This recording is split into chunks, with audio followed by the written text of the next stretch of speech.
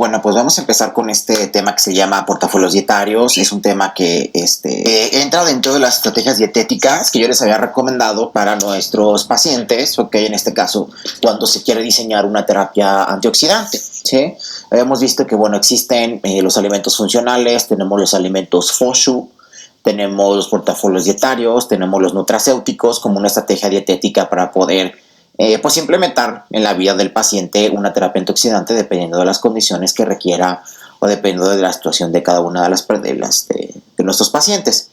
Esta es la primera parte donde solamente, bueno, voy a abordar como la parte de los inicios del portafolio dietario, qué es un portafolio dietario y qué tipo de portafolio dietario se ha manejado en México.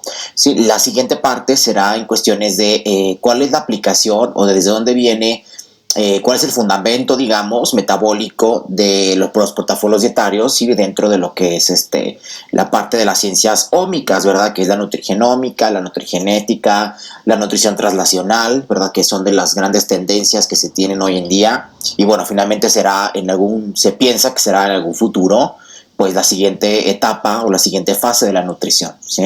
Ok. Bien, entonces, como una definición de lo que es un portafolio dietario, son la combinación de dos o más alimentos funcionales diseñados para una enfermedad o grupo específico. Ya conocemos algunas de las características de los alimentos funcionales y aquellos que tienen, digamos, diferente categoría o nivel de funcionalidad. Como ya les mencionaba, pues bueno, en el artículo que publicamos, ¿verdad? El proyecto de nuestra materia va enfocado precisamente a diseñar un recetario de alimentos mexicanos funcionales, ¿sí? Donde tengamos perfectamente identificado qué grupo específico o qué tipo de patología o condición fisiológica especial se le puede brindar, digamos, o se le puede coadyuvar, ¿sí? Se desarrollan con base en evidencia científica. Es una característica importante de los portafolios dietarios, es decir, no es como Dios me dio a entender, no es que sepa rico, ¿sí? Sino que finalmente la selección de los alimentos que van a conformar el portafolio dietario tiene que estar basado en un proceso de revisión literaria rigurosa, ¿sí? A eso se refiere con que tenga que tener una base científica. Una característica particular también es que estos alimentos, pues bueno, contienen un alto contenido de componentes, vamos a llamarlo nutrimentos o algunas otras estructuras químicas, ¿sí? Que normalizan parámetros bioquímicos en diferentes situaciones y son principalmente en enfermedades de tipo crónico degenerativas, que es en lo que se ha trabajado más, ¿sí? El portafolio dietario.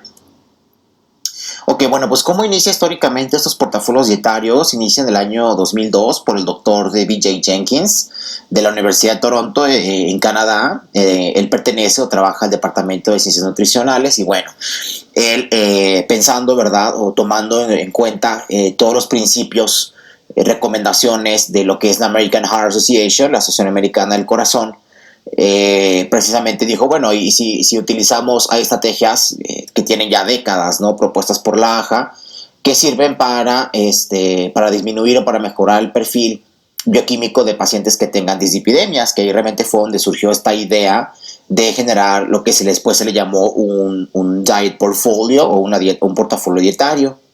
Entonces, el primer portafolio dietario estuvo diseñado para pacientes con dislipidemias, basado precisamente en lo que decían las guías de la American Heart Association.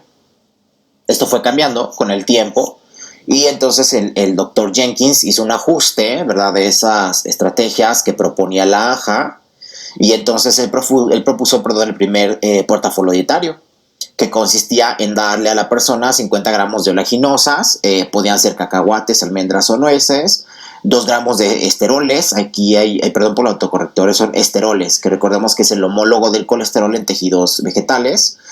No, eran con alimentos adicionados, creo que me parece que eran margarinas o algo de shortening, en cuestiones como de especies de margarinas que estaban adicionadas con esteroles, pero que tenían que tener 2 gramos de esteroles. De 10 a 25 gramos de fibra que podían provenir de psyllium, de la avena o de la cebada. Y 50 gramos de proteína de soya, que digamos es uno de los alimentos que también forma base o va a formar base posteriormente en los portafolios dietéticos, pero en México, ¿sí? Entonces, así fue como inició históricamente los portafolios dietarios. Luego, después en México, en el año 2008, que comienzan los trabajos de biología molecular aplicada a la nutrición en el Instituto Nacional de Ciencias Médicas y Nutrición, Salvador Subirán, pues bueno, la doctora Nimbe Torres, el doctor Armando Tovar Palacio, comienzan a trabajar con los portafolios dietarios y retoman esta idea, este trabajo del Dr. Jenkins, y entonces ellos empiezan a estructurar lo que va a ser o lo que está conformándose en aquellas épocas a final de la primera década de los 2000, lo que eran las ciencias ómicas, ¿sí? Específicamente la nutrigenómica y la nutrigenética. Y bueno, yo siempre lo he dicho, ¿no? Si hay algún experto que sepa, que conozca, que tenga toda la experiencia y el manejo de las investigaciones sobre esta línea de nutrigenómica y nutrigenética en México, son estos dos autores, la doctora Nimbe y el doctor Armando, ¿sí? Y ellos, pues bueno, esta estrategia dietética, como les mencionaba, se considera dentro de lo que son las líneas de la nutrigenómica y de la nutrigenética, aunque han trabajado también otras líneas paralelas, y también a estas dos líneas, que puede ser la regulación de la microbiota, en cuestiones de otro tipo de, digamos, de propuestas, ¿sí? Y bien, de los que ha trabajado la doctora Nimbe y el doctor Armando Tovar han sido principalmente estos, ¿sí? Que son portafolios dietarios para dislipidemias, para síndrome metabólico y para diabetes mellitus tipo 2, donde han utilizado diferentes componentes o diferentes alimentos o diferentes extractos o nutracéuticos inclusive. En el caso de las dislipidemias, fue un estudio que hicieron en ratitas.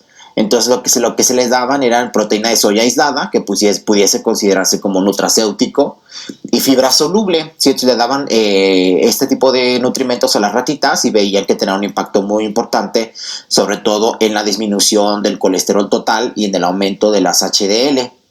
En el caso del síndrome metabólico, aquí fue diseñado, ya fue en seres humanos, y entonces se les daba proteína de soya aislada, nopal deshidratado, ¿sí? Como este que está aquí, era nopal en polvo.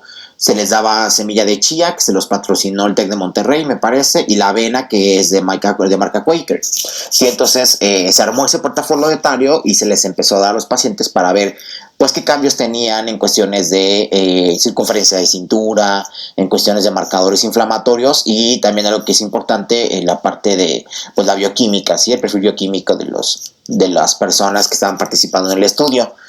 Y en el caso de la diabetes mellitus tipo 2, se les dio nopal deshidratado, igual como este que está aquí en la diapositiva, nopal en polvo, y soya. Algún grupo se le pudo dar en forma de bebida, bebida de soya, pero sin azúcar, o bien soya texturizada. Creo que utilizaron esta marca en los protocolos, que es la marca Soya Amigo, que fueron los que patrocinaron en el protocolo, pues obviamente la soya, ¿sí?